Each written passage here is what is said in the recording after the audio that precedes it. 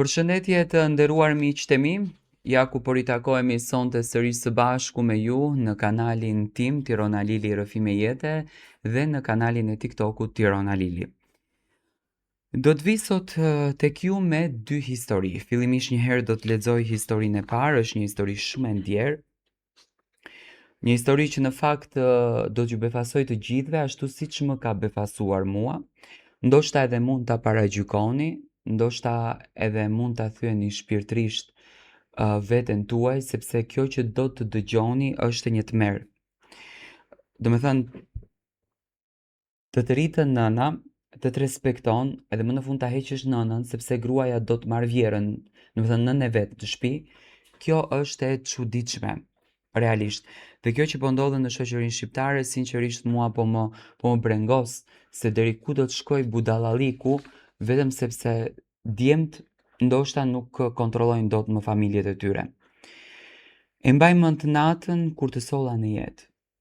Letra është shkruar nga vetë nëna.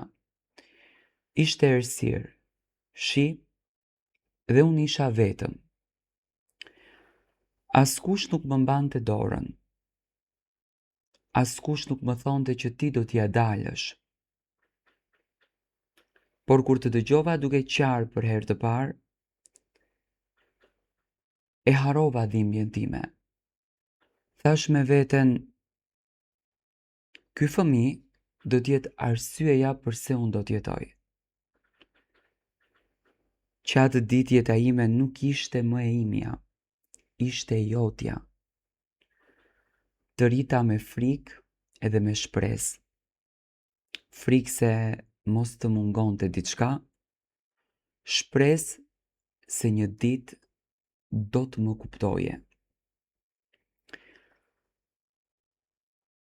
Kam ngrënë bukë të thatë që ti të kishe qumësht. Kam veshur rroba të vjetra që ti kishe të reja. Kam heshtur kur më është bërë padrejtësia, vetëm që ti birim të rriteshe pa zhurmë. Askush nuk i ka pa netët kur unë qaja fshehur azi, që ti të mos më shihje mua të dobët. Sepse në fakt një nën duhet të jetë e fortë. Edhe kur ajo coptohet brenda saj. Shtëpinë ku u rritet ti nuk e ndërtua me para, por me sakrificë. Çdo tullë e kishte një lutje, çdo mur e kishte një lot. Aty bëra hapat e parë. Aty ti e the fjalën nën. Aty u rrite dhe u bëre burr. Dhe unë besoja se ajo shtëpi do t'ishte stre për mua deri në frymën e fundit. Nuk e mendoja kur se do të kthehej në vendin ku do të më thyenin zemrën copë në copë. Kur u martove, u gëzova. Zemra ime u mbush me shpresë. Mendova se tani do të kisha një bit tjetër. I hapa derën me shumë respekt, me durim, me përullësi. Nuk kërkova asgjë për vete, vetëm thash le të jenë të lumtur, unë do të rri janë. Por dita ditës së sytë e tu ndryshuan. Zëri u tufto. Prania ime u bë problem, fjala ime u bë bezdi. Fillova të ndjehem e padukshme. Në sofër flisnin pa mua. Vendimet merreshin pa më pyetur.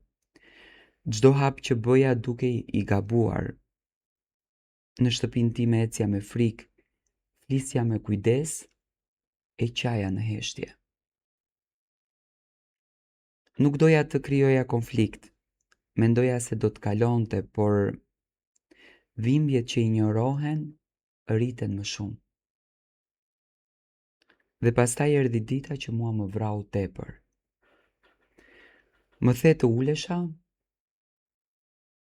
nuk më shikoje në sy. Fjalët i kishe gati si të mësuara. Nën, duhet të largohesh. As një shpjegim, as një përqafim.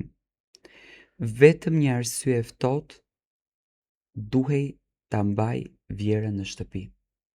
Imagjinoni, ka nxjerrë nëna nga shtëpia për ta mbajtur Vjerën. Në atë çast e gjithë jeta ime më kaloi para syve. Çdo sakrificë, çdo lot, çdo natë pa gjumë. Dhe kuptova se për ty unë nuk isha më nën, isha pengesë. Nuk bërtita, nuk u luta, nuk u përula, sepse kur një djalë nxjerr nën nga shtëpia, ulërima nuk të shpëton. Mora një çantë të vogël, disa rroba, disa fotografi dhe dola nga dera që dikur e kisha hapur për ty, me duar që më dridheshin nga lodhja, por me zemrën e plot. Rruga ishte e ftohtë, por jo më e ftohtë se fjalët e tua. Netët ishin të gjata. Heshtja ishte e rëndë. Hulur në ndonjë cep mendoja, si mundet një nën të mbetet pa shtëpi. Nuk më dhëmte uria. Nuk më dhëmte i ftohti, më dhëmte fakti që gjaku im më kishte harruar. Njerëzit më shikonin, por nuk e dinin historinë time. Nuk e dinin se unë kisha qenë dikur shtyllë e shtëpisë. Se kisha qenë nën, sakrificë, mburoj. Tani isha vetëm një grua e vjetër, me shpinë të përkulur dhe me zemër të coptuar. Dhe netëve pyesja Zotin, a është ky fundi im? Sot jetoj me kujtime që më djegin. Çdo mëngjes zgjohem me shpresën se do të më marrësh në telefon, se do të më thuash nën, ktheu në shtëpi. Por telefoni hesht. Dhe unë mësoj të jetoj me mungesën tënde. Nuk kërkoj pasuri, nuk kërkoj hak. Dua vetëm një fjalë, një pendes. Një kujtim se dikur kam qenë në fakt gjithçka për ty. Sepse një nën mund të përballoj varfërinë, vetminë, dhimbjen, por kur haresën e fëmijës së saj. E megjithatë, unë ende lutem për ty, edhe sot, edhe nesër, sepse zemra e një nëne edhe kur thyet nuk pushon së dashuruari.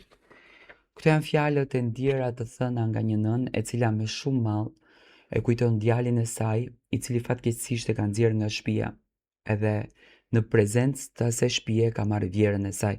Vjerën e tij, unë do të them që mos i hudhni nënat janë të shenjta. Pa marrë parasysh respekt dhe për Vjerën, po nëna ka vlerën tënde, nëna ka vlerën e vet, nëna ka jetën tënde, nëna ka jetën e vet.